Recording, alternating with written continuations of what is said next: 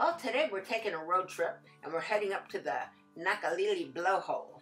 It's on the west side of Maui, past Kanapali and Kapalua.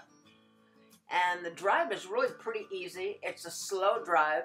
You have a lot of turns of 15 miles an hour. You just take your time, but otherwise it's a beautiful drive to get out here. And you're going to see some spectacular views. Now to get here, you're going to head northeast past Kapalua on the Hana Pilani Highway, which is Highway 30. And it might be maybe about a 20-30 minute drive to get there. Anyway, by the time you get to mile marker 33, a little ways past Honolua Bay, the road will be climbing up and around gorgeous cliffs, and the scenery really gets spectacular. And then around mile marker 34, the road starts to remind you of the road to Hana, except there is way less traffic. The similarities are cinched by the banana bread stand we saw just before mile marker 35. And if you love locally made souvenirs, look for the folks carving wood tikis and masks a little ways after mile marker 36. Finally, around halfway between mile marker 38 and 39, you'll see a very large dirt pullout on your left, bordered by boulders. And that's where you want to park to get into the Nakalele Blow Hole.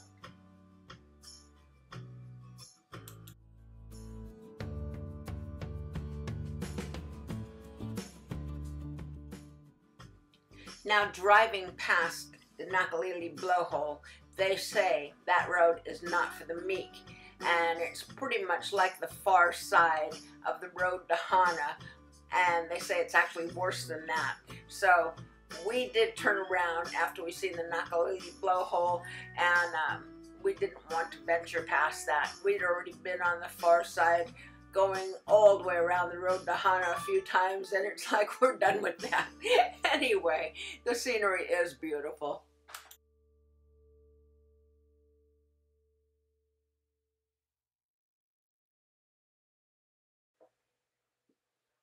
This is the area before you get to the Nakalele Blow Hole, where you're going to find some banana bread if you'd like to stop, or they sell a few local souvenirs that are handmade.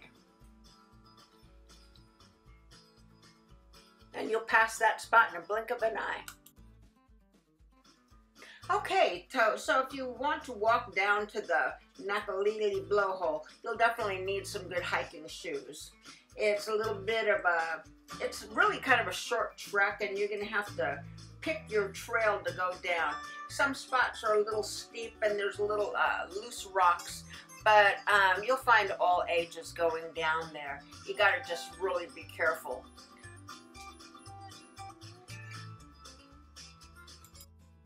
Once you're down by the blowhole, you're going to notice a big flat area, and it's a large wet area, and that surrounds the blowhole. Please keep your distance from the blowhole, and don't ever turn your back on the ocean.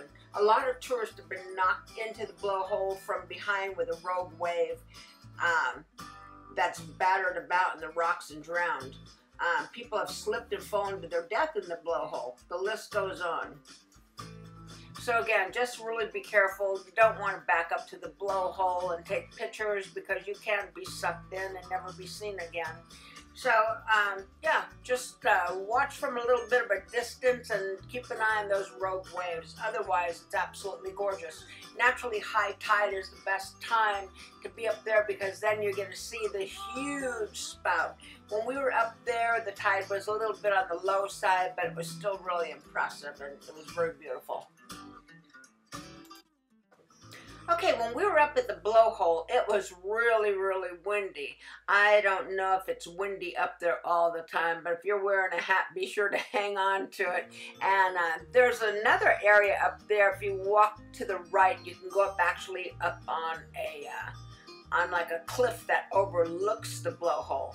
And that can be kind of gnarly getting out there, although we did go out there and the wind was just so gusty that if you're a really lightweight person, you really want to watch out because that wind can just blow you right off at that point. Anyway, you can also see the blowhole from the top by the parking lot if you don't want to venture down. When you get up to the blowhole, there are no restrooms or other facilities there, so be sure you take care of your business before you get up there. Okay, so this is the road back towards Honolua. And this is the side that you're really going to see some spectacular views of the ocean. And you're also going to see some beautiful views of Honolua Bay. And that is where you're going to see a lot of people parked on the side of the road, and they actually hike down to Honolua Bay to do snorkeling. They say you see tons of turtles and fish, and it's just fantastic snorkeling down there. You'll also notice that there's a lot of catamarans and a lot of boats down there also that bring tourists to snorkel over here in Honolua Bay. So you can either go by boat or hike into it. Either way, it's a fantastic spot for snorkeling. So we've dubbed this road as the West Windy Side Road to Hana. Incredible views.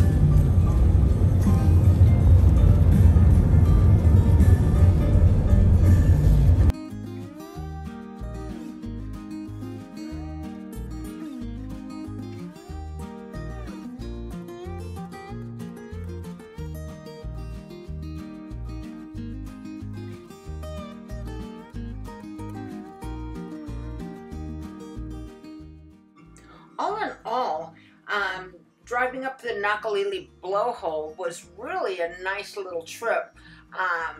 Gives you something to do for a couple of hours while hanging out in Maui. It's a great road trip.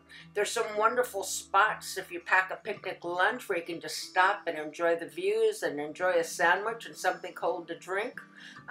It makes for a great pastime while up here in Maui. Pick yourself a beautiful day and head up to the west side.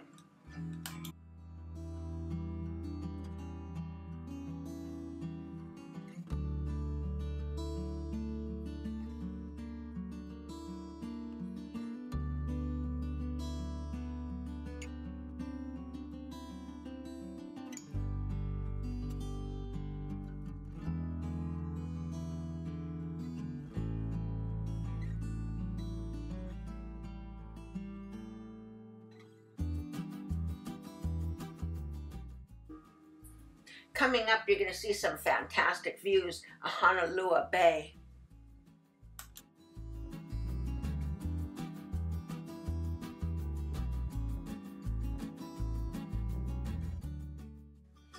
Here at Honolua Bay, they say it's a snorkeler's paradise.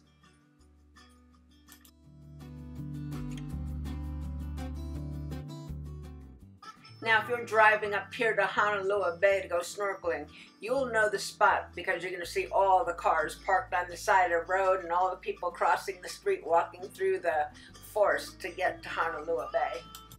And you will find a row of porta potties up there by the Honolua Bay, which is fantastic. You've been road trekking with Ro and Lo. I hope you enjoyed my segment on Nakalele Blow Hole. And if you did, please do subscribe if you haven't already. That way you can be notified when I place new content.